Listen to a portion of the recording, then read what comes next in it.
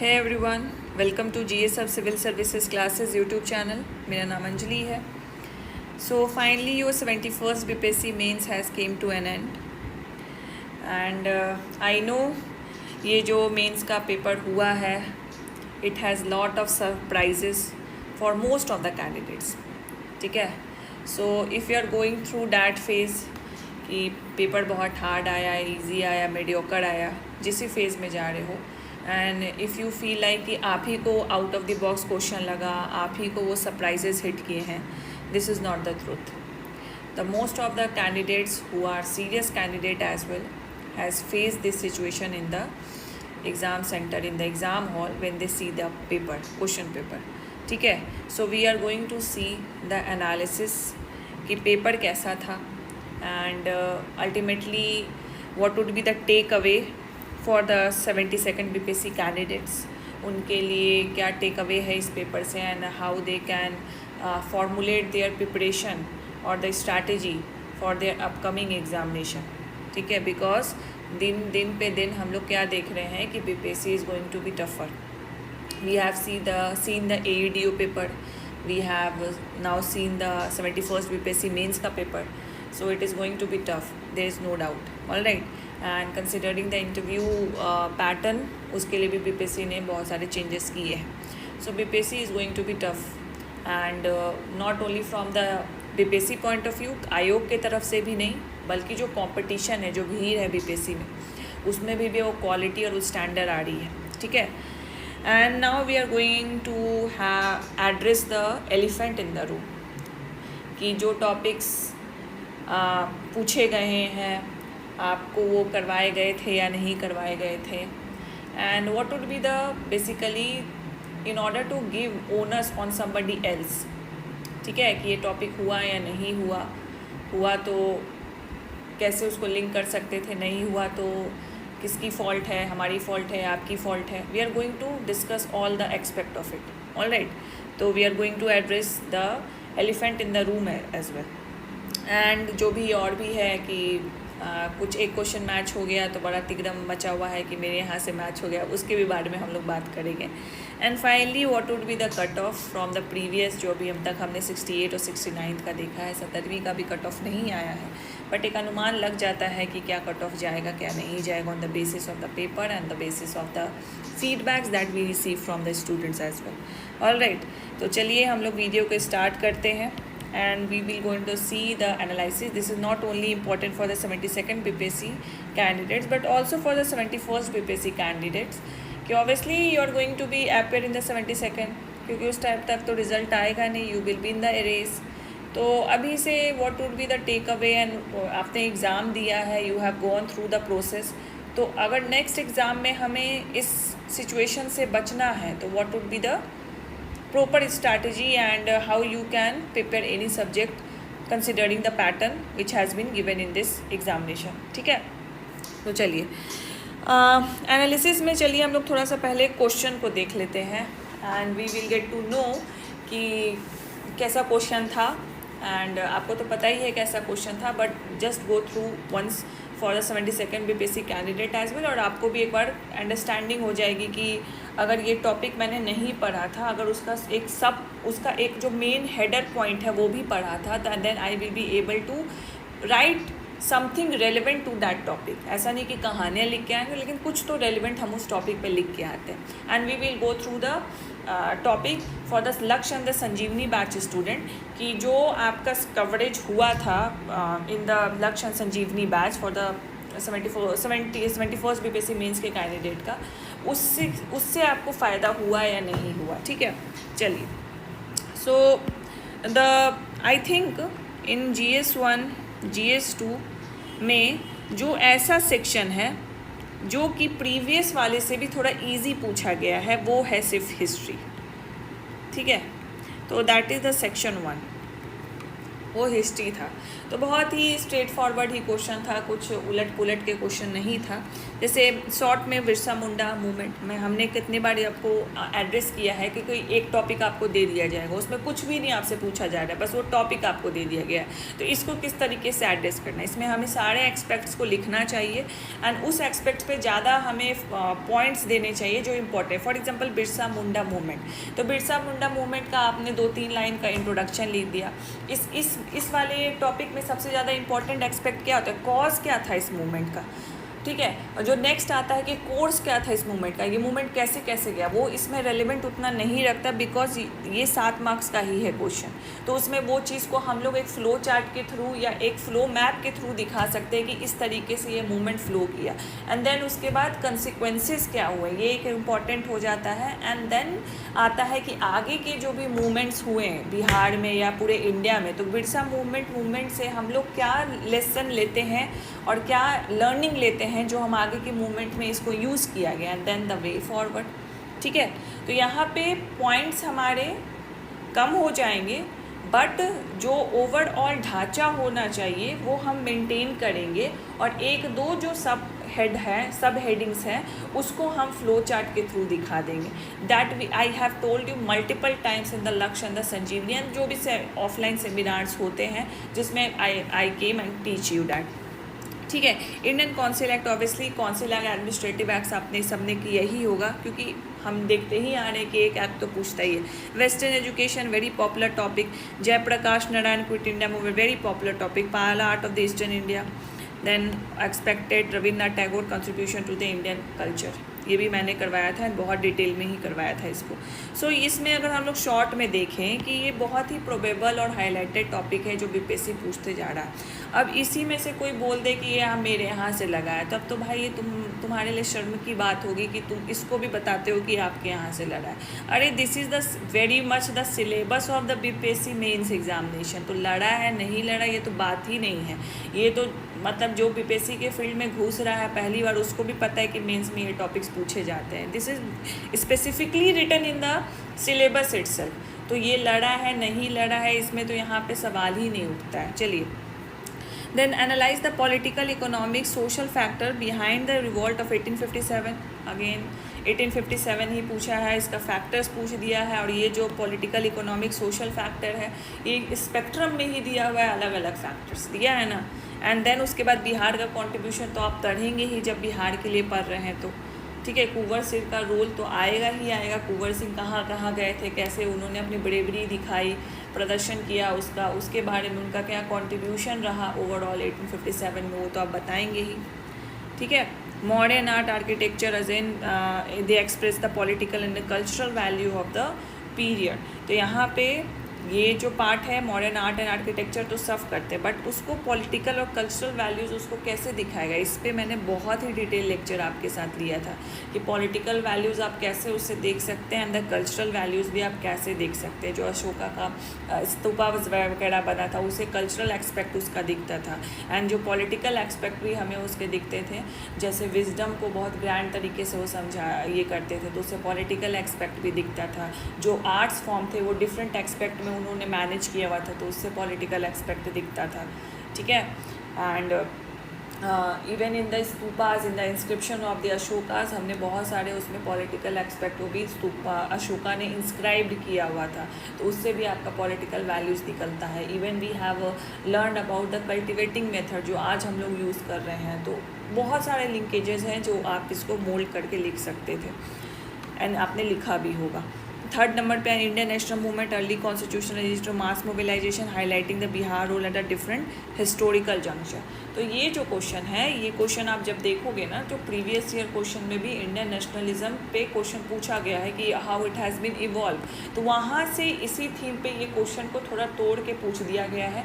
And the best part is that कि अंतिम प्रहार जो हमारा टेस्ट हुआ था हमने एग्जैक्टली इंडियन नेशनलिज्म पे आपसे क्वेश्चन पूछा था and this is not something कि आप बिल्कुल ही कुछ अलग ही इसमें पूछा जा रहा है। कॉन्स्टिट्यूशनल एजिटेशन कौन किए थे? मॉडरेट्स किए थे। एंड द मास मोबिलाइजेशन कौन किए थे? एक्सट्रीमिस्ट किए थे।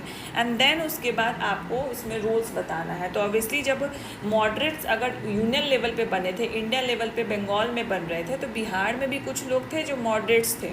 एंड उसी तरह जब एक्सट्रीमिस्ट लोग आए तो बिहार में भी कुछ लोग थे जो एक्सट्रीमिस्ट थे। ठीक है, मास मोबिलाइजेशन आया है, तो mass mobilisation is not only about the extremist, it is also you can link it with the arrival of the Gandhi ji. And फिर वहाँ से जैसे वाटरशेड मूवमेंट जो चंपारण मूवमेंट हुआ उसका जिक्र कर देते हैं आप, रिवॉल्यूशनरीज मूवमेंट जो हुआ उसका जिक्र करते जाते एंड एक फ्लो चार्ट में इसको बताते। तो ये मैंने आपको मॉडल आंसर फ्रेमिंग में भी एक बार बताया है। इसी क्वेश्चन पे मैंने, इसी थीम पे मैंने क्वेश्चन को एनालिसिस किया था, एज वेल एज इसको अंतिम प्रहार में भी हमने पूछा था। तो जो लोग भी जिन्होंने दिया होगा एंड इस तरीके के क्वेश्चन को हैंडल करना वो जानते होंगे। That's why I would say कि सिर्फ आप नोट्स पढ़ लोगे या आप लेक्चर देख लोगे या आप 1 पेजर नोट्स जो शॉर्ट नोट्स आजकल निकले जा रहे वो पढ़ लोगे और सोचोगे कि you will be able to write a mains answer even if you know the content about it. आप इंडियन नेशनलिज्म के बारे में सब कुछ जानते हैं, but how you can frame your content into such format कि वो जो क्वेश्चन पूछ रहा है उसके डिमांड को एप्टली सेटिस्फाई करे, वो जानना है। यहाँ पे you know about the moderates, you know about the extremists, you know about the revolutionary movement, you know about the Gandhi ji arrival, you know about the Khilafat movement, but उसको कन्वर्ट करना है in order to satisfy the demand exactly. This is where the answer writing games happen. and ये answer writing आप सोचोगे ना कि बस मैं कंटेंट पढ़ता जाऊँ, 1 पेजर नोट्स पढ़ता जाऊँ and I will be able to write the answers in the 10 days, ये नहीं होगा। You have to give yourself time, ठीक है, तभी जाके आंसर राइटिंग आएगी। And I will prove you कि जो करंट अफेयर्स का जो आगे हम क्वेश्चन देखेंगे, अगर आप वो कंटेंट नहीं भी जानते ना, अगर आपने आंसर राइटिंग किया होता और जो उसका जो मेन टॉपिक है अगर वो पढ़ा होता है, you will be able to write that answer. ठीक है, चलिए। To what extent did Nehru foreign policy reflect idealism and pragmatism and explain with reference to its main feature. तो Nehru foreign policy idealism and the pragmatism, मतलब practicality को भी as well as जो ideal nature है उसको भी। तो आइडियल नेचर सोशलिस्ट नेचर के थ्रू हो गया एंड प्रैक्टिमिज्म जो नेशनल नॉन अलाइनमेंट मूवमेंट जो उन्होंने किया था, यूएन का जो हेल्प लिया था, उसके फॉरेन पॉलिसीज़ को आपको डिटोक करके बताना है। तो हमने फॉरेन पॉलिसी तो पढ़ा, अब उस फॉरेन पॉलिसी में ये किसी को नहीं पता कि आइडियलिज्म और प्रैक्टिमिज्म पूछ देगा आपसे, तो आपको वो फॉरेन पॉलिसी आपने पढ़ा, अब आपको उस फॉरेन पॉलिसी में कौन आइडियल के रूप में दिख रहा है उसको एक तरफ करना है, कौन प्रैग्मेटिज्म के रूप में दिख रहा है उसको एक तरफ करके लिखना है। ठीक है, तो ये सिर्फ कंटेंट पढ़ के नहीं समझ में आएगा, ये पढ़ने के बाद when you able to write that question, कोई भी क्वेश्चन आपको नेहरू पॉलिसी पे आता है, तब आपकी वो इंटरलिंकिंग बैठती है, आपका दिमाग में वो वायरिंग होता है कि ये वाला, क्योंकि आप रटाफिकेशन करके नहीं ना लिख रहे हो, you have that conceptual understanding and उसको आप अपने स्टेटमेंट फॉर्मेशन में करके लिखे जा रहे हो। देन तब वो इंटरलिंकिंग बैठती है, then you will be get into the analytical character कि हाँ ये वाला जो आइडियलिज्म की तरफ जा रहा था, ये वाला प्रैग्मेटिज्म की तरफ जा रहा था। That is the art of the answer writing, और वो सिर्फ पढ़ने से नहीं आता, वो सिर्फ लिखने से भी आता है। दैट्स वाई बहुत बच्चों ने तो 72nd बीपीएससी के लिए offline mains daily answer writing कर लिया है। 73rd के लिए भी आई वुड से कि डेली एक आंसर राइटिंग खुद से कीजिए, क्वेश्चन भी मिलता है, pick a PYQ from the BPSC and उसका जो टॉपिक है पढ़ लीजिए एंड उसका आंसर राइटिंग कीजिए। स्टार्ट विथ हिस्ट्री, हिस्ट्री बहुत स्ट्रेट फॉरवर्ड है, तो आप हिस्ट्री से स्टार्ट करके अपना कॉन्फिडेंस बूस्ट कर सकते हैं। देन जैसे ही कॉन्फिडेंस थोड़ा बूस्ट होगा तो करंट अफेयर, GOE को पॉलिटी में भी आप मूव ऑन कर सकते हैं। And if you need such guidance तो लेखनी बैच 73rd बीपीएससी के लिए लॉन्च हो रहा है, जिसमें डेली आंसर राइटिंग आपको एक करवाया जाएगा। ठीक है, क्योंकि 72nd के लिए ऑलरेडी चल रहा है एंड 72nd का PT बहुत क्लोज है, that's why we haven't launch yet another batch for the 72nd। लेकिन अगर आप कर सकते हैं, क्योंकि अभी PT आपका जुलाई 26 को है, तो अभी एटलीस्ट आई वुड से कि मई तक एक क्वेश्चन तो लिख लीजिए। The practice need to be carried upon, ठीक है, वो ब्रेक नहीं होना चाहिए। तो मई तक आप लिख सकते हैं, जून जुलाई फुल्ली फ्लेज्ड आप पीटी के लिए कीजिए। And I am not saying कि मई में आप पीटी नहीं करेंगे, पीटी करेंगे। I am saying allot one and half hour just for the mains answer writing. उसमें शॉर्ट आंसर टाइप ही लिखिए, लॉन्ग आंसर मत लिखिए, शॉर्ट आंसर टाइप लीजिए, उसका एक टॉपिक पढ़ लीजिए और उसका एक आंसर लिख लीजिए शॉर्ट आंसर टाइप। अगर आपको ये खुद से फॉलो करने में दिक्कत आ रहा है, you can definitely join the daily answer writing practice batch. Coming to the section 2, current affairs.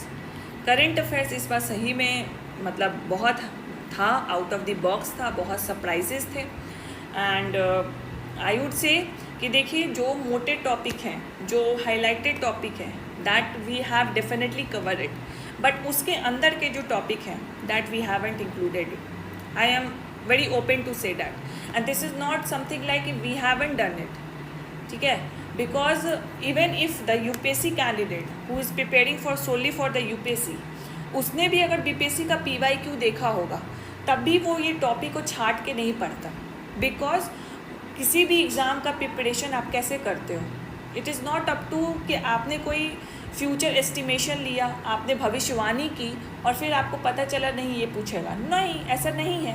We only analyse the pattern, we only analyse the toughness of the examination depending upon the PYQ analysis. तो PYQ analysis से हमें यही पता चला कि BPSC touches every part, but it touches every part in a such a way कि उसका जो हाईलाइटेड पोर्शन है उससे क्वेश्चन पूछती है। बट BPSC हैज़ का जो अपना कैरेक्टर है, यू टर्न ले ली इस बार, मेंस में भी यू टर्न ले ली, अभी तक हमने प्रीलिम्स में यू टर्न देखा था, मेंस में भी यू टर्न ले ली। तो टॉपिक्स तो हाईलाइटेड वाले पूछे, लेकिन उसी हाईलाइटेड टॉपिक्स में उन्होंने वो ऐसा पार्ट डाल दिया जो कि अंडर हाईलाइटेड थे, मतलब हाईलाइटेड थे ही नहीं, वो अंडर थे, जिसको लोगों ने कवर नहीं किया, बच्चों ने खुद भी नहीं किया, एंड इवन जो हमने भी था उसको टच नहीं करवाया, ठीक है। तो we are accepting our mistake, but this is not the mistake, this is the U turn that BPSC has taken, and this is the surprise for most of the candidate, like 95% of the candidates have मतलब उनको shock लगा paper देखने के बाद। All right, तो you are not only the one, and believe me the cut off will go down. I will discuss the cut of at the end of this video, so stay tuned. तो यहाँ पे देखिए WHO किसने नहीं पढ़ा होगा, जो भी सीरियस कैंडिडेट होंगे उन्होंने नहीं पढ़ा होगा। लक्ष्य बैच और संजीवनी बैच के स्टूडेंट, WHO हुआ है कि नहीं हुआ है। So the concern over Indian drug safety regulation, WHO is not only about drugs, it is about the whole health factors related to the food security, related to the food adulteration, related to the malnutrition, related to the women health। ये health में हमने सब कुछ cover किया है, लेकिन the Indian drug safety regulation ये cover नहीं हुआ, और ये cover most of the candidate नहीं करते हैं। लाइक 95 से भी ज़्यादा लोग हैं, इनको अलग से नहीं पढ़ा होगा, कहीं लाइन पढ़ लिया होगा कि इंडियन ड्रग रेगुलेशन। और इसको भी अगर हेल्थ में जब हमने मेडिसिन देखा था तो उसमें we have talk about the antibiotic resistance, ठीक है, वो बात की थी हमने, क्योंकि वो एक हाईलाइटेड टॉपिक है, तो इसको अलग से कवर नहीं हुआ होगा।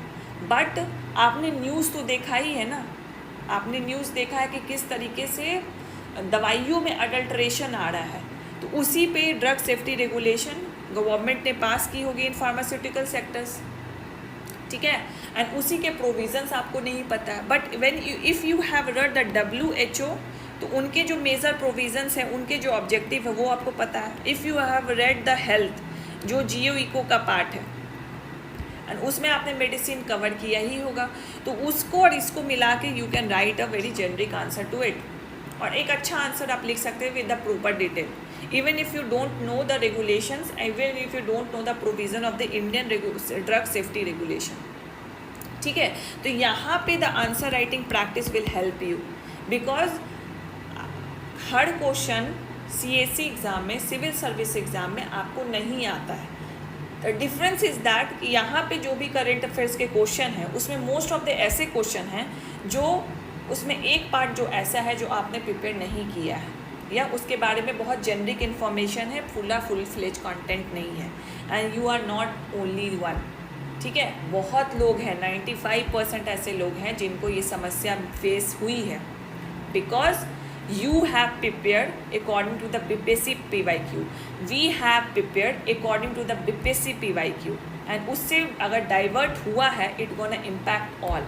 यूपीएससी का पेपर आपने देखा था 2 साल पहले वाला, अचानक से प्रीलिम्स में उसने क्या किया, only 1, only 2, only 1 pair, only 2 pair, इस तरीके के चेंजेस ले आए, कट ऑफ बहुत ज़्यादा गिर गया। ठीक है, तो जहाँ पे भी एग्ज़ाम पैटर्न चेंज होता है obviously no one is prepare for that, and जैसे ही वहाँ पे मतलब ऑब्वियसली वो प्रिपरेशन रहती नहीं है उस लेवल की, तो उस लेवल की नहीं रहती है, सडन चेंज हो जाएगा तो obviously cut off will go down, so this will not impact the merit student. ठीक है, but the role I am emphasising on कि आंसर राइटिंग का रोल कितना ज़्यादा इंपॉर्टेंस रखता है। If you have done the answer writing very well then you will be able to link these two three topics together in order to write a very good answer. I am saying that. ठीक है, coming to the आदि कर्म योगी अभियान and the tribal village vision 2030 declaration toward the greater decentralization.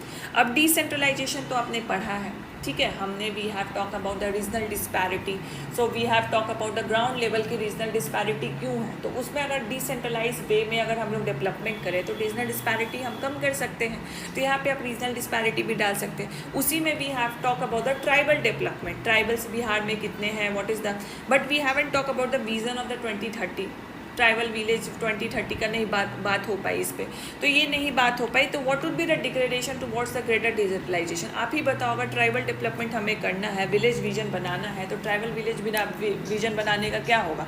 अगर tribal village है तो सबसे पहले तो उनके जो राइट्स है, फॉरेस्ट राइट है, उसको हमें प्रोटेक्ट करना है। अगर ट्राइबल विलेज है तो उनका एक अपना कल्चर होता है, उसको हमें प्रोटेक्ट करना है। अगर ट्राइबल विलेज बनाना है तो वहीं पर हमें डेवलपमेंट करनी होगी कि नहीं करनी होगी, ताकि वो अपना रोजगार भी वहीं से ले सके, एज वेल एज जो सोशल डेवलपमेंट है उनका हेल्थ से रिलेटेड, एजुकेशन से रिलेटेड, हम वहीं पे उनको ग्रांट कर सकें।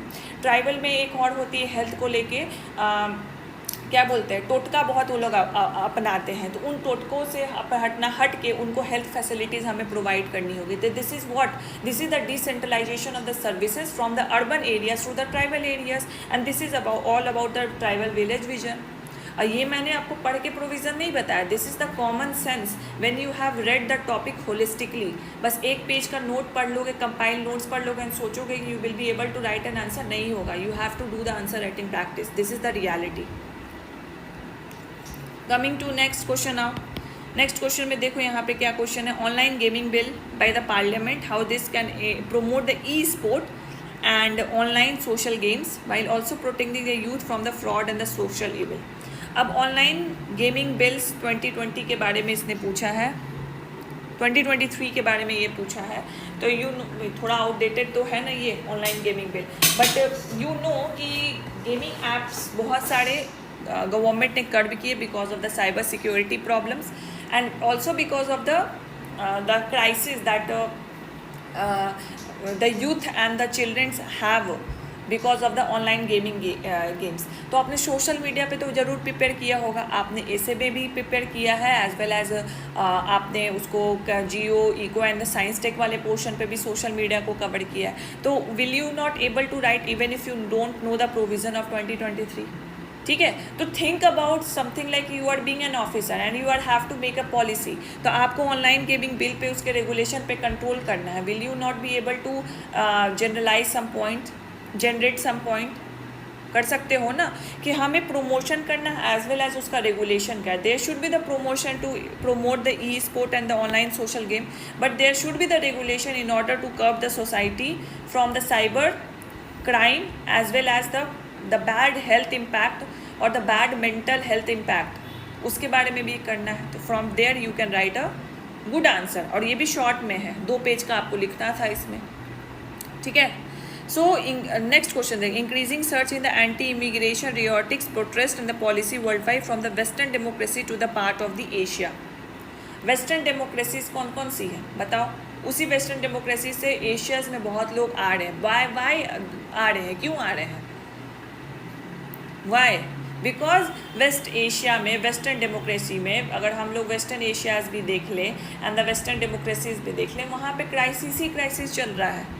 तो ऑब्वियसली इमिग्रेशन की प्रॉब्लम्स है ही, तो जिससे रिलेटेड जो कंट्री है जहाँ पे वो इमिग्रेशन और माइग्रेशन आ रही है वहाँ पे प्रोटेस्ट हो रहा है, बिकॉज उनके जो रिसोर्सेज है वहाँ पे डिवाइड हो जाएगा, बर्डन हो जाएगा, एंड क्लैशेस होने लगेंगे जिस वजह से हो रहा है। तो यहाँ पे आपको कुछ नहीं करना था, you have to make a diagram और वेस्टर्न डेमोक्रेसीज में क्राइसिस आप दिखा देते, उसका रीज़न दिखा देते कि why they are moving to the part of the Asia, they are moving and locating to the part and the migrating to the part of the Asia, and because they are moving there they have the different impacts on the immigrated country, और उस immigrated country में जो जो impact है उसको आपने jot down कर देते हैं, फिर हो जाता है आपका वो आंसर। ठीक है, so this is the such topic जो कोई नहीं प्रिपेयर करता है, this is comes from the understanding of the topic and the by the means of the answer writing practice, तभी आता है ये। Coming to the next, India Afghanistan relation strategic resetting with the foreign minister of the Afghanistan. ये तो Indian Afghanistan हमने खुद भी करवाया था, बट हम लोग ऐसे मुंह खोल के बोल नहीं कि करवाया था। ये बहुत इंपॉर्टेंट, मतलब रिलेशन अगर आप इंडिया का इंटरनेशनल रिलेशन में करोगे तो एटलीस्ट नेबरिंग कंट्रीज तो करोगे ही ना, तो इसमें क्या मुंह खोल के बोलना कि हमने ये करा दिया वो करा दिया। तो ये तो सब ने ही जो भी सीरियस एस्पिरेंट है वो करके ही जाएंगे, नेबरहुड कंट्रीज़ के साथ उनका relation. Coming to the India European free trade association, India European union का relations obviously we have covered. India European के फ्री ट्रेड एसोसिएशन, अब देखो फ्री ट्रेड एसोसिएशन अलग से कोई नहीं पढ़ता, but we definitely read about the trade relation और the economic relation of the country जिसके साथ इंडिया का रिलेशन हम लोग पढ़ रहे हैं, उसमें ये चीज़ हम लोग कवर करते हैं। And this is the recent news, 2024 का न्यूज़ था और 1 अक्टूबर 2025 को आया था। इसमें स्ट्रैटेजिक और ये बस पूछा है कि इंडियन फ्री ट्रेड एसोसिएशन क्या है। ठीक है, तो अगर फ्री ट्रेड एग्रीमेंट होता है तो फ्री ट्रेड एग्रीमेंट का कुछ कुछ प्रोविज़न सेम होता है। क्या होता है, टैरिफ कम हो जाती है, नंबर ऑफ प्रोडक्ट्स उसमें बढ़ जाते हैं। ठीक है, जो रेगुलेशंस है, जो उसका इंपोर्ट है एक्सपोर्ट है इजी हो जाता है। तो ये सारे कुछ प्रोविज़न्स है जो एक फ्री ट्रेड एग्रीमेंट में होता है। तो जो एसोसिएशन भी बना है वो किसको फैसिलिएट कर रहा है, वो इसी को फैसिलिएट कर रहा है। एंड इसका इकोनॉमिक एंड स्ट्रैटेजिक इम्प्लीकेशंस बताता है इंडिया यूए रिलेशन। अब इंडिया यूए रिलेशन आपने पढ़ा है तो उसका इकोनॉमिक रिलेवेंस भी पढ़ा आपने, उसका डिप्लोमेटिक रिलेशन भी पढ़ा आपने, उसका जियोपॉलिटिकल रिलेशन भी पढ़ा, उसी को तो लिंक करके इसको लिखना है। Even if you have don't read the Indian European free trade association, ये कहाँ से आ रहा है, this is you are getting from having the conceptual knowledge, और आंसर राइटिंग अगर कर रहे हो तब ये आ रहा है कि तोड़ के इधर उधर से मुझे कैसे एक आंसर लिखना होता है। ठीक है, so BPSC is slowly moving toward the UPSC, यही है यूपीएससी का गेम।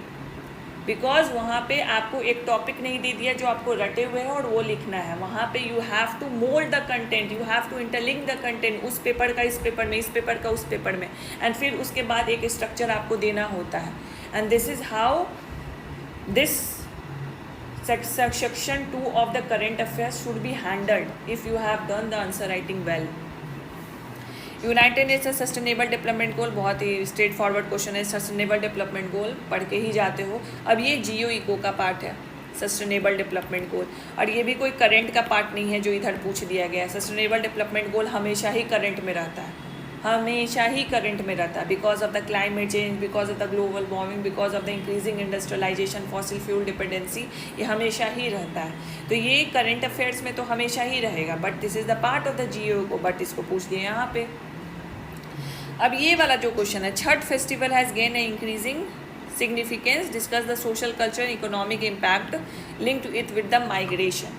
अब छठ पे किसी ने भी अलग से प्रिपेयर नहीं किया होगा, तो जो बिहार के कैंडिडेट्स हैं उनको तो दिक्कत ही नहीं होगी कि what is it social and the culture, and जो बाहर के भी हैं वो उनको पता है कि छठ इज़ सच फेस्टिवल जो सबसे ज़्यादा पॉपुलर है बिहार में, पूरे इंडिया में पॉपुलर है छठ फेस्टिवल। तो उसका social culture economic impact, this is something like that you have been given a essay topic and उस पर आपको लिखना है, बस उसको तोड़ के सब हेडिंग में डालना है। ठीक है, तो ये जो टॉपिक है ये कोई नहीं प्रिपेयर कराता आपको, even if you have prepare on the basis of the UPSC pattern तब भी नहीं प्रिपेयर करते आप। This is purely based upon कि आपका इसमें मार्क्स कैसा आएगा, it is purely based upon how much you have done the practice of answer writing. उससे you can able to generate points, उससे you can able to write and structure this answer, तभी हो सकता था। So that's why I am emphasising on कि how answer writing is so much of importance, so much of importance in the mains examination, and the mains examination is the only thing that can sail you through the BPSC, तभी आप selection ले पाओगे final, because the weightage of the interview is not that much, mains के comparison में, ठीक है। Mains में बहुत अच्छा देखोगे, इंटरव्यू में 2 4 5 नंबर कम भी आ जाएंगे, even if you get selected. Alright, तो हमें मेंस पे फोकस करना है। तो प्लीज़ डू आंसर राइटिंग, ठीक है। अगर अभी नहीं कभी किया है, मई तक एटलीस्ट एक कर लो, शॉर्ट आंसर टाइप कर लो, हिस्ट्री से स्टार्ट करो, क्योंकि हिस्ट्री स्ट्रेट फॉरवर्ड होता है।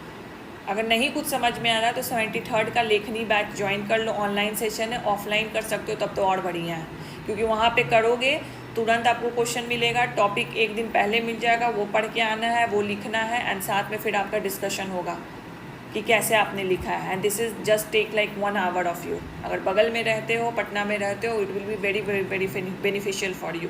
अगर नहीं है तो लेखनी बैच यू कैन ज्वाइन। अपना सुबह का पूरा टाइम, अपना जो आपका स्टडी प्लान है, मान लो 8 घंटे पढ़ते हो, उसमें से 7 घंटा प्रीलिम्स को दो, 1 घंटा आप दो मेंस को, आंसर राइटिंग के लिए दो। एंड आंसर राइटिंग उसमें रखो कि आपको एक टॉपिक पढ़ना है, एक शॉर्ट आंसर टाइप लिखना है। एक ही पन्ना लिखो, लेकिन लिखना स्टार्ट करो। You will see the difference, trust me. Coming to the next topic, Bihar formalization, micro food processing enterprises upgradation scheme potential इतना toward the contribution in the economic urban and rural area। अब हम लोग food processing enterprises पढ़े हैं ना, agriculture में पढ़े हैं कि नहीं फूड प्रोसेसिंग इंटरप्राइजेस को इंक्रीज़ करना चाहिए, कौन कौन सा पोटेंशियल एरिया है जहाँ पे इसको इंक्रीज़ करना चाहिए। We have read it, but we haven't gone through this formalisation micro processing enterprises. ये हमने कहीं ना कहीं प्रीलिम्स में ज़रूर पढ़ा था, ठीक है। अब ऑब्वियसली यहाँ पे टॉप इमर्जिंग स्टेट आ गया है, एंड यहाँ पे ये आपको एक स्टेटमेंट दिया जा रहा है ना, लेकिन इससे आगे पूछा जा रहा है कि इसका पोटेंशियल बताना है, इसकी economic development of rural and urban areas in the Bihar. तो यहाँ पे प्योरली आपका एग्रीकल्चर, साथ साथ जो ये स्कीम्स है उसका कुछ इंपॉर्टेंट पॉइंट, एंड देन उसके बाद जो फूड प्रोसेसिंग इंडस्ट्री है, इस एग्रीकल्चर को फूड प्रोसेसिंग इंडस्ट्री से कैसे जोड़े, एंड ये फूड प्रोसेसिंग इंडस्ट्री क्यों फ्लरिश करेगी in the economic development of Bihar, link it to the growing market in the Bihar itself, जिसके लिए अलग अलग नोडल एजेंसीज बन रही हैं, जिसके अलग बियाडा भी बन रहा है, रीजन बन रहा है, क्लस्टर बन रहा है, एंड मार्केट भी डेवलप हो रही है, जहाँ से इकोनॉमिक डेवलपमेंट में कंट्रीब्यूशन हो सकता है, ठीक है।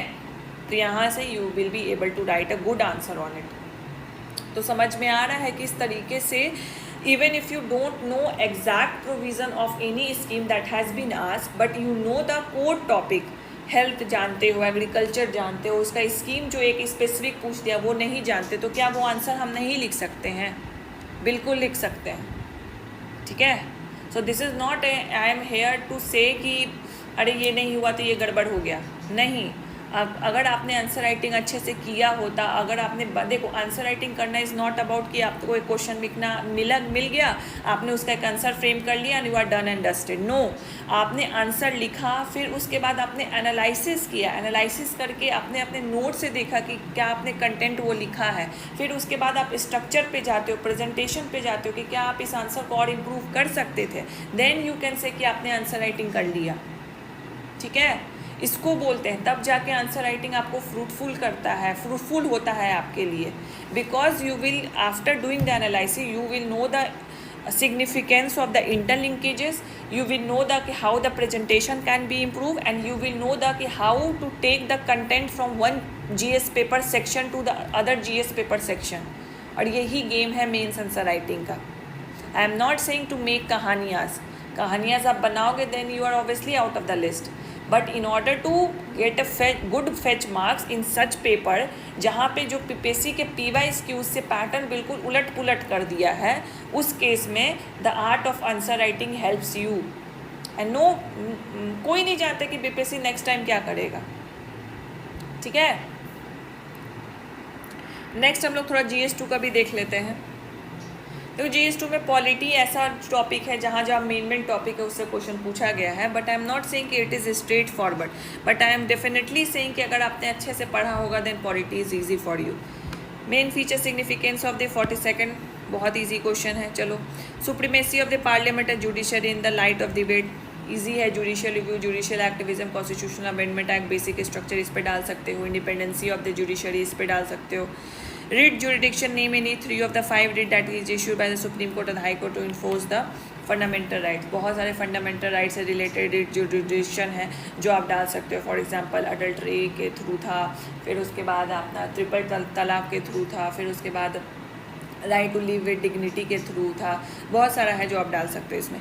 Judicial review, again this is link already. Primary role of the finance commission of India which article provide, बहुत इजी क्वेश्चन है, तो शॉर्ट वाला तो बड़ा इजी क्वेश्चन था। अब आते हैं कल्चरल नेशनलिज्म और the constitutional nationalism, explain some basic feature of the cultural understanding under the. अब देखो कल्चरल अंडरस्टैंडिंग आपका कहाँ कहाँ पढ़े बताओ, फंडामेंटल राइट्स में है, DPSP में है ना, cultural understanding, even in the preamble it is highlighted, cultural understanding है आपका, even in the fundamental duties है आपका कल्चरल अंडरस्टैंडिंग। तो वहाँ से you can give some basic feature of the cultural understanding as well as बहुत सारे judgement ये सुप्रीम कोर्ट ने पास किए हैं जहाँ पे हमें कल्चरल अंडरस्टैंडिंग देखने को मिलती है। And because of this cultural understanding we are enforcing UCC, uniform civil code, ठीक है। तो यहाँ से यू कैन लिंक इट। अब ये कल्चरल नेशनलिज्म और द कॉन्स्टिट्यूशनल नेशनलिज्म क्या है, अब यहाँ पे ये बिल्कुल पॉलिटिकल आंसर नहीं होगा, मतलब पॉलिटी वाला आंसर नहीं होगा। अब यहाँ पे you can use the summers the ideologies जो आपने हिस्ट्री का पढ़ा था, गांधीयन आइडियोलॉजीज़ हो गया, नेहरू की जो आइडियोलॉजी कल्चर से रिलेटेड हो गई, रविन्द्रनाथ टैगोर की आइडियोलॉजी जो कल्चर से रिलेटेड होगी, उसको आप कल्चर नेशनलिज्म में बिल्कुल डाल सकते थे। And from there we have taken the liberalism, the socialism aspect of these ideologies into our constitution, वहाँ पे आप कल्चर नेशनलिज्म डाल देते हैं। And the constitutional nationalism we know, ठीक है, प्रीएम्बल का जिक्र कर दो, फंडामेंटल ड्यूटीज़ का जिक्र कर दो, वहाँ से we can quote the constitutional nationalism, what is about the constitutional nationalism, क्योंकि फंडामेंटल ड्यूटीज़ में वो दिया हुआ है कि आपके क्या क्या दायित्व बनते हैं टुवर्ड द इंडिया, वहाँ से आपका नेशनलिज्म जागरूक होता है। एंड उसको हेल्प करने के लिए to provide you the rights we have provided the fundamental rights, ठीक है, and to enforce duty on the state we have provided a DPSP, वहाँ से you can link and write the constitutional nationalism. This is purely the art of the answer writing. आपको fundamental rights पता है, आपको DPSP पता है, आपको fundamental duties भी पता है, आपने आइडियोलॉजीज़ भी पढ़ रखा है, बट आपने तोड़ तोड़ के पढ़ा है, नोट्स पढ़ लिया उठा के कहीं से, मैराथन वीडियो देख लिया उठा के कहीं से, बट लिखा है ही नहीं, इंटरलिंकिंग किया ही नहीं, एनालिसिस किया ही नहीं, और सोचोगे वहाँ जाके मैं तीर मार के आ जाऊँ, ऐसे थोड़ी होता है। आपसे बहुत वेटरन लोग हैं वहाँ पे। Constitutional morality is the not a natural sentiment but has to be cultivated. In the light of this, analyze the concept of the constitutional morality as propounded by the Supreme Court of India. ठीक है, तो constitutional morality not a natural but has to be cultivated, need to be cultivated. And constitutional morality कहाँ आपने पढ़ा होगा, आपने BR Ambedkar अगर cover किया होगा, हमने हिस्ट्री में इसको करवाया है, BR अम्बेडकर की आइडियोलॉजी, वहाँ पे अपने कॉन्स्टिट्यूशनल मोरालिटी के बारे में पढ़ा है। Constitutional morality in every expect, in the social expect, in the economic expect and in the political expect. तो मोरालिटी को भूल जाते हैं, कॉन्स्टिट्यूशन के एक प्रोविज़न को पकड़ लेते हैं, उसमें लूप होल निकाल लेते हैं और उसी को तोड़ मरोड़ के करते हैं। इसमें बहुत सारे एक्सपेक्ट आप लिख सकते थे। Parliament amend, again it very straight forward, article 368 के बारे में बताया है, can destroy the basic structure of the constitution, जो डिबेट है फंडामेंटल राइट और DPSP का, वो डाल सकते थे। बहुत सारा बेसिक स्ट्रक्चर को, जैसे इंडिपेंडेंसी ऑफ जुडिशरी को कहा है, तो वो डाल सकते थे आप। In a multi party system on the stability and the function of the federal, अब फेडरलिज्म हमेशा आप पॉलिटी में आप पढ़ते हो, ठीक है, तो ये कुछ ऐसा टॉपिक हटके नहीं है जो आप नहीं कर सकते थे, बस इसको बड़ा बनाया गया है, ग्रोसरीज बहुत एडवांस डाला गया है जो आपको डराने के लिए, बाकी ये क्वेश्चन सिंपल सा है। कॉपरेटिव और कॉम्पिटिटिव डायमेंशन नहीं पढ़ा है इंडियन फेडरलिज्म के लिए, नीति आयोग का क्या रोल है कॉम्पिटिटिव फेडरलिज्म में, एंड कॉपरेटिव फेडरलिज्म किस कमीशन ने दिया था, रिकमेंड किया था, आपने नहीं पढ़ा है, ऑब्वियसली पढ़ा है। अब सेक्शन 2 पे आओ, Indian food processing industry, current affairs का पूछ दिया, Indian food processing industry, agriculture पढ़ा है, उसमें डाल सकते हो, इनिशिएटिव्स क्या गवर्नमेंट में दिया है वो डाल सकते हो इसमें फूड प्रोसेसिंग इंडस्ट्रीज़ को लेके। अब jute is in the great demand because of the cheap, softness, strength, length, uniformity, explain is favourable condition suitable for the jute cultivation in the West Bengal and the Bihar. अब एग्रीकल्चर आपने पढ़ा है, and I know कि अलग से आपने jute के crop को अलग से डिस्कस नहीं किया होगा, बिकॉज इस तरीके का क्वेश्चन BPSC ने अभी तक नहीं पूछा है, ठीक है, लेकिन जूट इन जनरल, जूट के बारे में सब कोई जानते हैं, तो जूट का कैरेक्टरिस्टिक आप जानते हो, इवन आपको नहीं पता कि इसका कल्टीवेशन के लिए कौन कौन सा पैरामीटर और फैक्टर एसेंशियल है, बट यू नो कि वेस्ट बंगाल और Bihar is the monsoonal region of the India, तो उससे आप इसका कल्टिवेटिंग फैक्टर्स लिख सकते थे। You can denote some diagram, और एक मानसून दिखा देते। मानसून तो आपने इंडियन मानसून पढ़ा ही होगा, मानसून कैसे आता है, साउथ वेस्टर्न मानसून, वो दिखा देते हैं और उसको हाईलाइट कर देते हैं यहाँ पे जूट कल्टीवेशन होता है। एंड 2-3 पॉइंट बाद लिख देते हैं। आपको टेम्परेचर रेंज भी पता है बिहार और बंगाल का, आपको ये भी पता है कि राबी है, खरीफ है, ये बेसिक नॉलेज है जो आप प्रीलिम्स में पढ़ते हो, इसी को लिखना था आपको यहाँ पे। प्रीलिम्स का नॉलेज है आपके पास। You have read the Indian monsoon and you have also read the agriculture, but आपने स्पेसिफिकली जूट नहीं पढ़ा, तो क्या आप इन तीनों को जोड़ के नहीं लिख सकते थे? आई नो कि to the apt to the point नहीं कंटेंट लिख सकते, बट एक जेनरिक अच्छा कंटेंट लिख सकते थे इस पर। Then here come the importance of the answer writing, वो इंटरलिंकेजेस, वो 2-3 टॉपिक को जोड़ के लिखना है, वो आपको यहाँ से समझ में आएगा। Discuss the role of the natural resource management, inclusive development, e-technology for achieving the goal of the आत्मनिर्भर भारत and the विकसित भारत। अब बहुत सारे जो स्कीम थे संजीवनी और लक्ष्य बैच में, हमने वो स्कीम्स आपको अलग से लेक्चर्स के थ्रू मैंने नहीं करवाए। क्यों नहीं करवाए? क्योंकि वो स्कीम्स ऐसे थे जो कि इंक्लूसिव डेवलपमेंट हो गया, इकोनॉमिक डेवलपमेंट हो गया, सोशल डेवलपमेंट हो गया, जो हमने अलग अलग टॉपिक में तोड़ के उसको पढ़े हैं, वो मैंने आपको एक नोट्स के फॉर्म में दे दिए थे कि स्कीम्स के प्रोविज़न देख लीजिएगा एंड जहाँ पे वो कोर टॉपिक पूछा जाएगा वहाँ पे आप इस इनिशिएटिव को डाल सकते हैं। अब यहाँ पे आत्मनिर्भर भारत और विकसित भारत पूछा गया है, ये दोनों आपको रिपोर्ट आपको दिया गया था। इसमें इंक्लूसिव डेवलपमेंट, ई टेक्नोलॉजी और नेचुरल रिसोर्स मैनेजमेंट का क्या रोल है वो आपको इसमें बताना है। इंक्लूसिव डेवलपमेंट हमने इतनी अच्छे से किया है, मैंने इतने अच्छे से उसको एक्सप्लेन किया है, I have receive so many feedback on that, तो उससे लिंक करके आप यू कैन डेफिनेटली कोट कि आत्मनिर्भर भारत और विकसित भारत को आप कैसे अचीव कर सकते थे।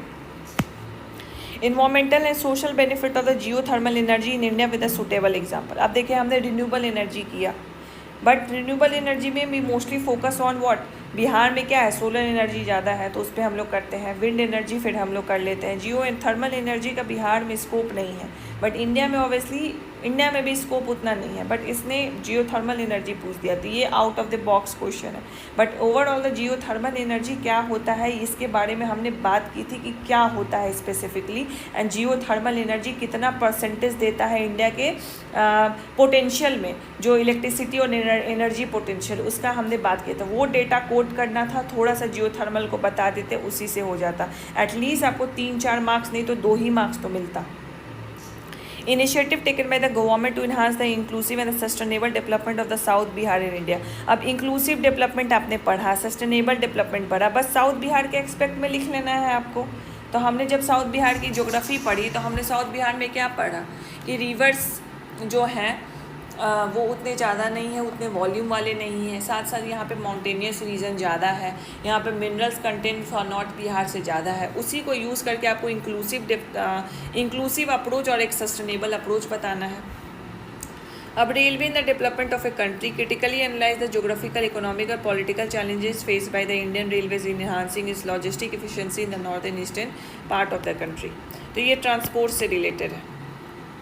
जब हम लोग ट्रांसपोर्ट पढ़ते हैं तो रेलवेज, एयरवेज, वाटरवेज सबको एक साथ पढ़ते हैं, एक रेलवे को लेके हम लोग उसको डिटेल फॉर्म में नहीं देखते, बट ट्रांसपोर्ट के ओवरऑल एक्सपेक्ट को आप जानते हैं, क्या उसका एडवांटेज है, क्या डिसएडवांटेज है। रेलवे के जो इधर कोलिजन व्यू है, फॉर एग्जांपल जो एयर क्रैश हुआ था, I have taken a separate lecture on कि एयरप्लेन का जो क्रैश हुआ था, जिसमें आई हैव टोल्ड यू कि रेलवे का भी क्रैश एक्सीडेंट हुआ है, तो उसको भी अलग से देख लेना है कि उसमें क्या क्या चैलेंजेस आ रहे हैं और उसका क्या उपाय लगाया जा रहा है। और ये आप ऐसे भी पढ़े होंगे तो उससे आप इसको हैंडल कर सकते थे, ठीक है।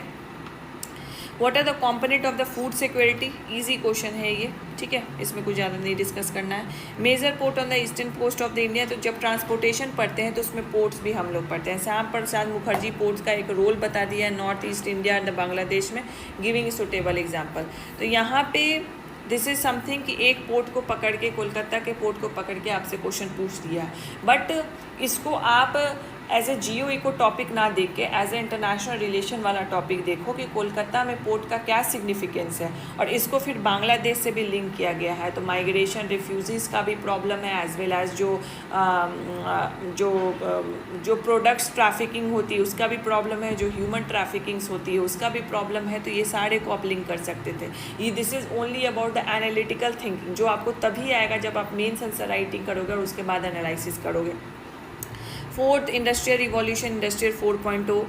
Then the role of Jan Anusandhan and Jan Anuprayak played in the role of technology indigenization, critically and self-reliance the field of the artificial intelligence and robotics. Artificial intelligence तो सब करके जाते हैं, robotics is nothing but artificial intelligence, quantum उसमें डाल दो तो robotics आ गया, ठीक है, मशीन लर्निंग डाल दो तो robotics आ गया।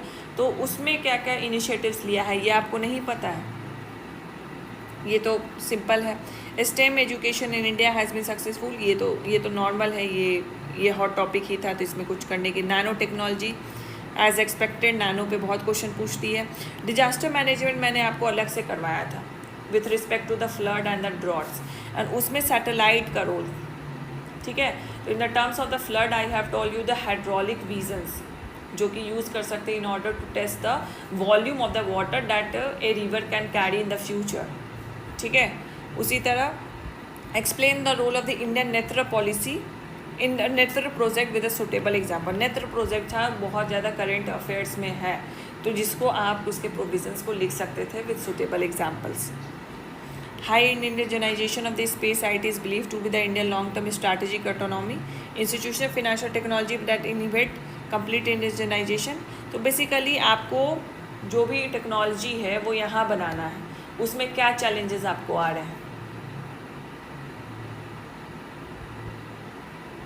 तो ये बहुत ही जेनरिक क्वेश्चन है and it expect a very comprehensive answer कि हर क्षेत्र में आप इसको बता दो। AI में भी जोड़ दो, नैनो में भी जोड़ दो, क्वांटम में भी जोड़ दो, एडवांस कंप्यूटिंग में भी जोड़ दो, मशीन लर्निंग में भी जोड़ दो, और उसके हर एक चैलेंजेस को बता दो कि इंडिया में क्या प्रॉब्लम है। एक ओवरऑल चैलेंज बताओ बजट का, एंड देन उसको अलग अलग चैलेंजेस में बताओ। Force multiplies in the challenge of the internal security poses through the communication network, and lies the judicial technical implication of this internal security versus civil liberty dilemma। अब ये क्या है, social networking site, the social media ना लिखे social networking site कर दिया है। अब इसमें आप उससे साइबर सिक्योरिटी पूछ रहा है as well as your fundamental right पूछ रहा है। अब ये सब टॉपिक को आपने अलग अलग पढ़ा है, कोई टॉपिक आपने नहीं छोड़ा है, बट ये जो प्रैक्टिस है, ये जो तरीका है इसको लिखने का, वो कब आएगा? Only through the answer writing. I am just emphasising on the importance of the answer writing, जो आप लोगों को पता ही नहीं है। आपको लगता है वीडियो देख लेंगे, लेक्चर देख लेंगे, नोट्स इधर उधर पलट के लिख लेंगे, लेकिन आंसर राइटिंग नहीं करेंगे, नहीं होगा। That's why I am saying daily करो, एक ही करो लेकिन करो, एक शॉर्ट आंसर टाइप करो लेकिन करो। PMLA बहुत इधर न्यूज़ में था। न्यू इंडिया स्पेस पॉलिसी, तो ये भी पॉलिसी से ही है। तो आप DRDO करते ही हैं हम लोग, डिफेंस वाला, इसरो हम लोग पढ़ते ही हैं, और ये पूरा स्पेस से ही रिलेटेड है। Will you not be able to write a good answer on it? ठीक है, so this is the paper of the GS2। तो overall take coming to the second point कि addressing the elephant in the room, कितना question लड़ा, कितना question नहीं लड़ा। अगर मैं बोलूँ कि अगर कोर टॉपिक आपने अच्छे से पढ़ा होता, द कोर टॉपिक जो हमने करवाया आपने उसको अच्छे से किया होता, जो हमने टेस्ट लिया उसको आपने फॉलो किया था होगा, एंड इवन द PYQ आपने वो अटेम्प्ट किया होगा, तो इंटरलिंकिंग का जो पार्ट है, जो एनालिसिस का पार्ट है, अगर आपने वो किया होगा, then you will be able to write a answer. And जो शॉक वाला फैक्टर है, this is for everyone, this is for everyone. Even I am giving, if I would have given this examination, then मैं भी PYQ के basis पे पढ़ाई करके जाती, मुझे भी हिट करता, ठीक है, but I would be able to write a good, ठीक है, एक गुड एवरेज आंसर मैं लिख के आती, ऐसा नहीं कि ब्लैंक हो जाती। Why? Because I have done the answer writing practice, मैं वो करके जाती। So this is the game here. Now mains is not about the rectification, mains is not about that you have been given the notes, बस पढ़ लिया हो गया चले गए, मुँह उठा के वहाँ पेन लेके बस लिख दिया, नहीं। You have to write a daily answer, practice करो अभी से ही, नहीं तो टेस्ट तो देना ही देना है। Answer writing is like second option नहीं, it is the foremost option for the mains to qualify. ठीक है, so I hope you have got the answer of it. Coming to the cut off, अब बच्चों में ये है कि अब कट ऑफ क्या जाएगा, अब कट ऑफ पे चर्चा थोड़ा कर लेते हैं। तो अगेन मैं यहाँ पे तो भविष्यवाणी करने बैठी नहीं हूँ, पंडित तो हूँ नहीं मैं कि यहाँ पे मैं भविष्यवाणी करूँ। तो इसमें क्या कर सकते हैं बताओ, कट ऑफ क्या करेंगे, प्रीवियस वाला देखेंगे। तो प्रीवियस वाला मैंने यहाँ पे लिख के रखा है 68 और 69, 17वीं का भी आया नहीं है। तो 68 में ये मेंस का कट ऑफ है, ये मेंस प्लस इंटरव्यू है, मेंस प्लस इंटरव्यू है। ठीक है, इस दोनों के बीच का अगर डिफरेंस देखो कि अराउंड 85 86 है, इसमें भी 85 86 है। हाँ वैसे ही। तो अगर हम देखें तो एटलीस्ट 80 मार्क्स का हम लोग डिफरेंस देख सकते हैं। मतलब इंटरव्यू का जो कट ऑफ जाएगा वो मतलब ऑलमोस्ट 80 ऐसे जाता है, तब वो ऐड हो जाता है इसमें जाकर। तो अगर हम लोग मेंस का अगर हम लोग कवर 68 में 447 था एंड 69 में बढ़ के 466 हुआ। एंड 17वीं में अगर टोटल हम लोग इसका देखें 552 एंड 532। 17वीं का अगर हम लोग देखें तो आई वुड से कि ओवरऑल जो कट ऑफ है इसका गिरेगा, थोड़ा सा गिरेगा इसका। ठीक है, तो 532 है, तो इसी के अराउंड 520 ऐसे रहेगा आपका। ऑल राइट, तो उसी तरह अगर हम लोग 71st का देखें तो 71st तो बहुत ही टफ हो गया भाई, है ना। 71st तो बहुत टफ हो गया। तो अगर ज़्यादातर जो 95% स्टूडेंट हैं उनके लिए शौक की तरह, ये 95 में कम ही बोल रही हूँ, ज़्यादा ही होगा। ठीक है, 99% रख लो आप, जिनको शौक लगा ही लगा है। अब बहुत 1-2% होंगे जो यूपीएससी के प्योरली एस्पिरेंट होंगे, वो अगर दिए होंगे तो उनकी बात अलग है। तो 95% जो स्टूडेंट हैं उनको शौक लगा। अब ये शौक के वजह से जो आंसर वो अगर परफेक्ट या बहुत अच्छा लिख के आते, वो अभी उन्होंने एवरेज लिख के आए हैं, तो ओवरऑल जो है वो कट ऑफ नीचे जाएगा। सिलेक्शन तो उतना ही लेना है, जितनी वैकेंसी है वो तो सिलेक्शन हमें लेना है, तो obviously the cut off will go down. तो कट ऑफ इसका आप ले लो कि अगर मैं ये ट्रेंड को देखूं तो ये जो 68 और 69 का है, इसे आप 20-25 मार्क्स कम ही रखो, that will be the cut of. और ये है अनरिजर्व मेल का कट ऑफ मैं बता रही हूँ आपको।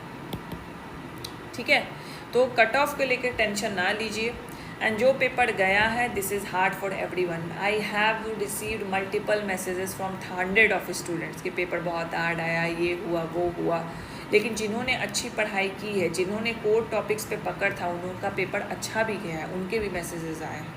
ठीक है, coming to the take away for the 72nd BPSC candidate, this is must for the 72nd BPSC candidate as well as those who are going to appear in the 72nd BPSC जो 71st mains दिए हुए हैं, उनके लिए क्या take away है। The formulation मतलब 26 जुलाई को आपका प्रीलिम्स है। तो अभी से अगर हम लोग टाइम देखें दैट यू हैव पूरा मई, जून एंड जुलाई का मैं 20 दिन ले लेती हूँ आपके पास। ठीक है, तो मई, जून एंड जुलाई अभी आप प्रीलिम्स कर रहे हैं और आपको प्रीलिम्स ही करना चाहिए। आप क्या कर सकते हैं, मई में, जस्ट इन मई, जून जुलाई को आप फिक्स रखिए प्रीलिम्स के लिए, एक आंसर डेली लिखिए। ठीक है, एक आंसर आप डेली लिखिए और इस डेली आंसर को आप शॉर्ट आंसर टाइप तक ही सीमित रखिए, ताकि आपका टाइम कम लगेगा। जो आप अलॉट कर रहे हैं टाइम मेंस के लिए, उसमें ये चीज़ अचीवेबल है। ठीक है, तो एक शॉर्ट आंसर टाइप आप डेली रखिए और उसमें ये मेंस को आप ओवरऑल 1 से 1.5 घंटा तक ही दीजिए, उससे ज़्यादा जाने की ज़रूरत नहीं है। इसमें आपको एक टॉपिक पढ़ना है और उसका एक शॉर्ट आंसर टाइप लिखना है।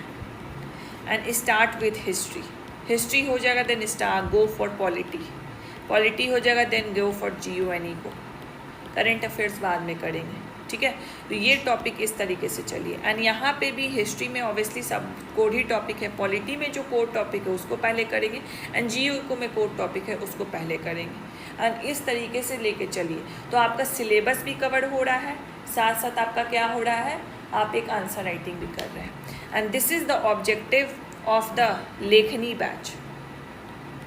और ऑफलाइन में जो डेली आंसर राइटिंग बैच चलती है पटना में, तो ये लेखनी बैच में क्या है, this is not only about the daily answer writing, this is also about the syllabus of mains is getting completed. Each day आपका एक टॉपिक कंप्लीट हो रहा है। उस एक टॉपिक के कंप्लीशन में आप एक आंसर भी लिख रहे हो क्लास में, रियल टेस्ट, रियल प्रेशर के साथ। सारे पीयर्स बैठे हुए हैं, एक टाइम लगा हुआ है, बेल बज जाएगा आपका। इस फाउंडेशन में मतलब आपकी एग्ज़ाम की प्रैक्टिस ही हो रही है फ्रॉम द डे 1। पीयर्स हैं अगल बगल, टाइम बोर्ड पे चल रहा है, उसी टाइम फ्रेम के अंदर आपको आंसर लिखना है और रियल वहीं पे आंसर लिखना है। And this is the answer that you write and then the checking will be done within 24 hours. You will be given the checked copy. Check copy मिल गई, सेटिस्फाइड नहीं हो, दिक्कत हो रहा है, समझ में नहीं आ रहा है, don't worry, you have a mentor. एक तो क्लास में उसी दिन अप्रोच बता दिया जाएगा जो आपने लिखा है और जो होना चाहिए, एंड देन उसके बाद जब चेक कॉपी आपको मिलेगी उसके बाद you can have a 1-to-1 session with the mentor कि ये नहीं समझ में आ रहा है, ये फीडबैक को कैसे इम्प्रूव करें, इसको कैसे करें, इसको कैसे करें। एंड अगर आपने ये फीडबैक को अपने अंदर इनकलकेट किया और जो नेक्स्ट आंसर आपका होगा उसमें इम्प्रूव किया, अब बताओ कहाँ इम्प्रूवमेंट का स्कोप आपको नहीं दिखता है। इसी को तो बोलते हैं एनालिसिस, इसी को तो बोलते हैं इम्प्रूवमेंट करने का तरीका। मिस्टेक्स ही नहीं पता चलेगा तो इम्प्रूवमेंट कैसे करोगे। मिस्टेक्स पता कौन दे रहा है आपको, वो मेंटर प्रोवाइड कर रहे हैं, हम प्रोवाइड कर रहे हैं आपको टीचर प्रोवाइड कर रहे हैं, आपको डिटेल फीडबैक दिया जा रहा है, आपको मॉडल आंसर दिया जा रहा है कि कहीं कंटेंट में कोई मिसिंग है तो डाल सकते हो, कुछ प्रेजेंटेशन का फ्लो चार्ट मिल गया तो उसको इम्प्रूव कर सकते हो, एंड साथ साथ आपको पीरियड के भी एक्सेस मिल जाएगा। तो यहाँ से इम्प्रूव होती है। आपको क्लास में डिस्कशन होगा कि ये अप्रोच भी डाल सकते हैं, ये अप्रोच भी डाल सकते हैं। This is such batch which I can say openly कि ऐसा बैच ना यूपीएससी में ना बीपीएससी में अभी तक किसी का है। ये बैच बिल्कुल प्योरली जैसा मेंटरशिप हमने लाया था ना जीएसएफ में, जो अब तो बहुत लोग कॉपी कर रहे हैं, this is something like GSF ने री इन्वेंट किया है। कोई ऐसा बैच नहीं जो डेली एक आंसर राइटिंग प्रैक्टिस कराता है क्लास में और उसको सॉल्व भी करवाता है, उसको मॉडल आंसर भी देता है, कॉपी चेकिंग भी आपकी होती है at a very very affordable price. तो ये अगर आप प्रैक्टिस कर लेते हो, अगर खुद से करते हो, उससे अच्छा तो कुछ है ही नहीं।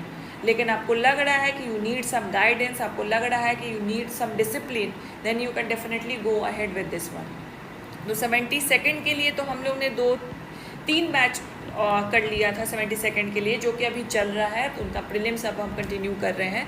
तो 73rd कैंडिडेट्स, जो 73rd बीपीएससी के कैंडिडेट्स होंगे, उनके पास तो प्योरली 1 साल से भी ज़्यादा है, तो क्यों इधर उधर भटक रहे हो प्रीलिम्स के चक्कर में। प्रीलिम्स के लिए दे देना 6 महीना प्योरली, बहुत टाइम है आपके पास। अभी मेंस करो, मेंस देख रहे हो ना, मेंस नहीं होगा तो फिर ऑफिसर कैसे बनोगे। प्रीलिम 6 महीना में कर लोगे, अभी से कर रहे हो तो 6 महीना है आपके पास प्रीलिम्स के लिए, बट बाकी का जो समय है आपका 1.5 साल जो है, उसमें से 1 साल 8 महीना अगर आप मेंस के लिए दे देते हो, it will be a game changer for you. So 73rd BPSC candidates के लिए we are again launching the Lekhni batch for you. Lekhni is for the online, and offline के लिए आप daily answer writing practice join कर सकते हो, जो कि पटना में चलता है। एंड इसमें क्या होगा, I am going to dictate you कि daily answer writing mentorship batch है। एक क्वेश्चन आपको डेली मिलेगा, उस क्वेश्चन से रिलेटेड आपको एक टॉपिक पहले मिल जाएगा, उस टॉपिक को पढ़ना है, एक डेली आंसर राइटिंग करना है, क्लास में ही करना है with real pressure, exam like pressure. Mentor सामने होंगे, टीचर सामने होंगे, टाइमर लगा है, पीरियड बैठे हुए हैं, आपको टॉपिक आप पढ़ के आए हो, उस टॉपिक का आपको क्वेश्चन क्लास में मिलेगा जो आपको क्वेश्चन पहले से पता नहीं होगा, and you have to write an answer on it. फिर उसके बाद अप्रोच डिस्कशन होगा, एंड देन आपकी कॉपी सबमिट कर ली जाएगी। कॉपी चेकिंग के बाद जब नेक्स्ट डे क्लास में आओगे, सबसे पहले आपको कॉपी मिलेगी। अप्रोच डिस्कशन उसका हो चुका है, नेक्स्ट डे नेक्स्ट क्वेश्चन का डिस्कशन होगा, क्लास सेशन ख़त्म होगा, कॉपी आपके पास है, डाउट है मेंटर से, टीचर से पूछ लीजिए कि क्या दिक्कत हो रही है आपको, फीडबैक जो है समझ में नहीं आ रहा है, क्या इंप्रूवमेंट और कर सकते हैं। ठीक है, तो अगर इसको आप इम्प्रूव करोगे ऑन द बेसिस ऑफ, क्योंकि सब कुछ हम आपको प्रोवाइड कर रहे हैं, you have to write an answer and daily present होना है आपको क्लास में। And for the online batch student, daily आपको सबमिशन करना है कॉपीज़ का, because we are very strict about how you follow our program. अगर नहीं फॉलो कर रहे हो तो फिर उसी टेलीग्राम ग्रुप की तरह, उसी कोई क्लास की तरह, कोर्स की तरह पढ़ा रहेगा, जैसे मतलब 10-15 लेके बैठे हो अभी तक। ठीक है, तो you have to follow it and we are building only 35 student in one batch, क्योंकि वो फिर ज़्यादा भीड़ से फिर वो मज़ा नहीं आता है, the 1-to-1 guidance will not be very feasible to you, ठीक है, तो इसीलिए we are only accommodating 35 students in one batch. Alright, so this is the overall analysis, the 71st BPSC mains paper for you, and how you can take it as a lesson for the 72nd and for as well as the 73rd.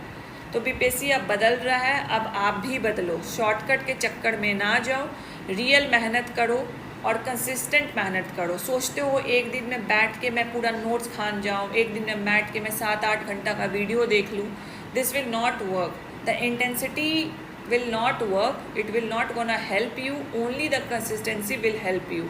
तो consistent पढ़ो, 3 घंटा पढ़ो, 4 घंटा पढ़ो, किसी दिन मन नहीं करता तो 1 ही घंटा पढ़ो, लेकिन पढ़ो, डेली का डेली पढ़ो. एंड क्या पढ़ना है नहीं पढ़ना है, have that vision clear in your mind, तभी जाके फिर मेंस क्लियर होगा. वरना the considering the pattern, it is very difficult for you if you involve in such a prelims game only, कि prelims का rectification करते जाएं and mains को हम लोग उधर रख दें कोने में, and जब prelims होगा तब देखा जाएगा, prelims नहीं होगा तो छोड़ दिया जाएगा. ठीक है, तो till लाइक मे तक आई वुड से एक आंसर राइटिंग प्रैक्टिस ज़रूर करें, शॉर्ट आंसर टाइप करें in order to save some time, बाकी 1 घंटा ज़रूर मेंस पे आप दें. ठीक है, so thank you so much for watching this video. If you have any doubt regarding the Lekhni batch or the offline and daily answer writing batch, you can drop a comment in the comment box. And अगर कोई और भी doubt होगा, you can definitely give me some recommendation कि on what topic I will make a next video on it. ठीक है, so thank you so much for watching.